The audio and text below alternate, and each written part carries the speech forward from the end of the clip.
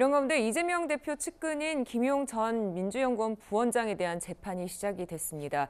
불법 대선 자금 수수 의혹을 놓고 김 전 부원장은 돈을 받은 게 없다라고 주장했지만은 유동규 전 성남도시개발공사 기획본부장 법정에서도 6억 원을 줬다 이렇게 증언을 했습니다. 최진봉 교수님, 그렇다면은 이게 김 전 부원장은 지금까지도 받은 적이 없다라고 하는데 결국 이재명 대표와의 그 연결 수사선까지는 어떻게 될까요? 그러니까 지금 상황에서는 검찰은 유동규 씨가 이제 돈을 줬다고 하고 김용 부원장은 돈을 안 받았다고 하니까 그 주고 받았다는 것에 대한 증거를 가지고 얘기를 해야 되겠죠.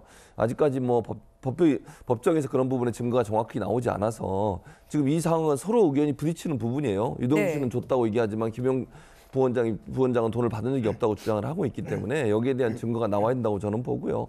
1차적으로 그게 성립이 돼야만 그 다음에 그러면 이제 김용 부원장이 이재명 대표한테 뭐 보고를 하거나 아니면 전달을 하거나 이런 과정이 또 확인이 돼야 되겠죠. 그러니까 지금 상황에서는 이제 법정에서 어떤 증거가 나올지를 지켜봐야 될 것 같은데 현재로서는 언론에 보도된 내용으로 봐서는 결정적인 증거는 없는 상황이라고 보여져요. 네. 그래서 아마 이제 법정에서 치열한 법리 다툼이 있을 것 같고 이 부분이 먼저 완성돼야 그 다음에 이제 이 대표로 연결이 되는 거거든요. 근데 현재까지는 언론에 보도된 내용만 본다고 하면 이 두 사람 간의 관계가 서로 입장이 다른 상황이어서 명확하게 증거를 가지고 확인된 사안이다 이렇게 보기는 어려울 것 같습니다. 네, 그런데 유 전 본부장 어제 재판을 마치고 나와서 이런 얘기를 했습니다. 당시 캠프에서 이재명 후보 대통령 당선에 대비해서 인재 물색을 맡은 별동대 역할을 했었던 보도와 관련해서 이 대표 측에서 부인하자 추가 폭로까지 예고했습니다. 너무 웃깁니다. 정말 그 양심이 조금이라도 있는지 모르겠는데 그 양심을 떠났어요.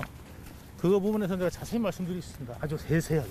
다음에 또 그러시면은 제가 어떻게 만났고 어디서 만났고 그다음에 몇 번을 만났고 제가 낱낱이 말씀드리겠습니다. 지금 그 특정 시기를 좀 정해주실 수 있으신가요? 언론을 한번 보고요. 판단하겠습니다. 그분들이 자꾸 거짓말 하시면 이 부분은 또 법정에서 가릴 부분은 아닌 거니까 진실로 한번 확실하게 가려드리겠습니다.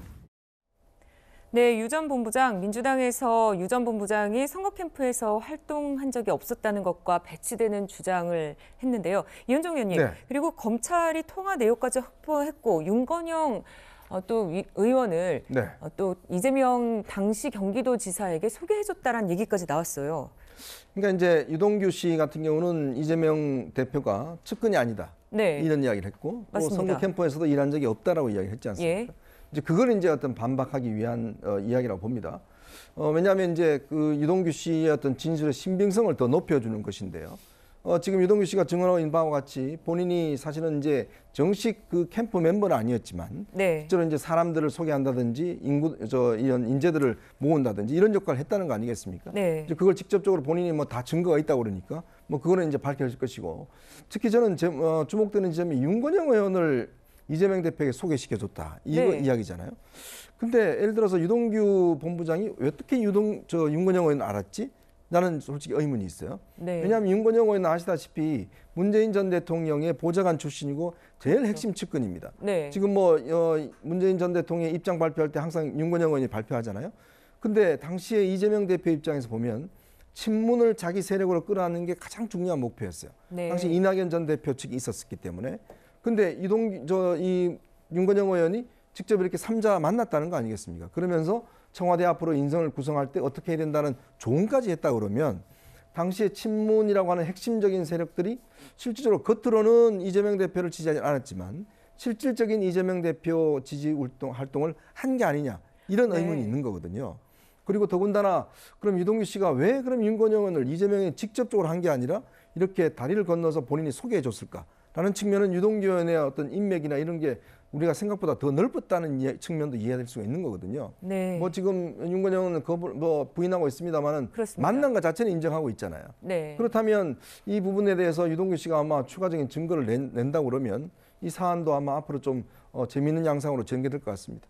네, 상황이 이렇다 보니까 얼마 전 복당한 박지원 전 국정원장 당의 단일 대우를 주문했습니다. 하지만 당내 비명계는 또 생각이 달라 보입니다. 이재명 의원이 아니에요. 당 대표예요. 민주당은 내일 지구가 멸망하는 한이 있더라도 오늘 이재명 대표와 사과나무 한 그루를 심어야 돼요. 지금은 야당 탄압에 민주당이 총화 단결해서 싸울 때다. 혐의가 입증된 게 없기 때문에 이재명 대표가 당당하게 싸워나가시기를 원합니다. 당이 당당하게 싸울 일은 아니죠. 대변인이나 최고위원이나 이런 분들이 검찰 수사 결과 중간중간에 흘리는 거에 대해 가지고 그건 사실이 아니다, 그건 거짓말이다, 어쩌다. 그런 말씀은 당의 공식 라인을 하시는 거는 안 맞다 이거죠. 네, 민주당이 좀 복잡한 모습입니다. 당장 다음 주 본회의에서 노웅래 의원 체포 동의안 표결을 놓고 고민이 커질 것 같고요. 당초에는 노 의원 개인 비리로 선을 긋는 분위기도 있었는데 이 대표에게 소환조서 통보까지 오면서 좀 분위기가 달라질까요? 노웅래 의원 체포 동의안 부분은 본회의에 보고가 된 지 72시간이면 사실은 다음 주 월요일까지 표결을 해야 되는데 이게 수요일로 잡혔어요. 국회법에는 꼭 72시간을 안 지켜도 그때 잡혀있는 본회의까지만 표결을 하면 된다. 그래서 수요일이 운명의 날이 될 것 같은데 노 의원이 지금 개인들, 야당 의원 개개인들에게 전부 손편지까지 쓰면서 호소를 했고 지금 분위기는 전반적으로 부결로 가는데 여전히 이 방탄 프레임에서 고심을 하는 흔적들이 보입니다. 그런데 이게 이제 문제는 아까도 잠깐 말씀드렸습니다만 체포동의안 전국이 연말연시에 화두가 될 수 있다. 이제 이재명 대표에 대한 체포동의안을 지금 섣불리 얘기할 수는 없지만 분명히 몇 건이 이 검찰에서 국회로 갈 수 있어요. 여기에 이제 민주당의 고민이 있거든요. 자, 노웅래 의원은 개인 비리에 관한 거지만 당의 문제, 이재명 대표와 연관되어 있는 부분이 있기 때문에 이 수요일에 체포동의안 표결이 과연 어떻게 될 것인가, 이걸 예의 주시하는 분위기가 아닌가, 고심도 깊어지고 있다고 봅니다. 네, 검찰 소환 통보를 받은 이재명 민주당 대표 얘기는 여기까지 해보고요. 다음 이슈로 넘어가겠습니다.